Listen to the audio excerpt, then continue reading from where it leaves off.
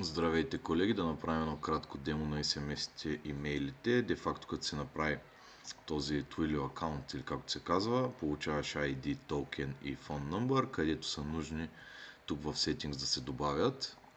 Ето ги. То си ги взима от тук. Както и за самите мейли. Ето тези са настройките да използват Gmail. Тук си някакъв бекенд. Така, пак се взима тези двете настройки откъде да прати и самия пасворд на Gmail.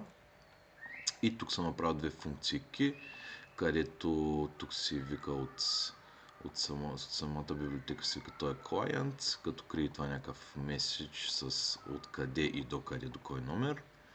А тук на мейла съм хардкоднал този ABV за тестове с съобщение.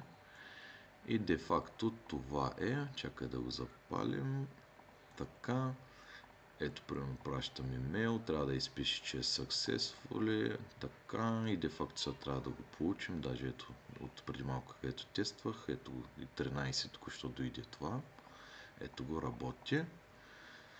И де факто самите SMS-и, като тук с 359 се добавя меседж и send, нали, работи си, пробвал съм го, работи и това е общо взето от мене.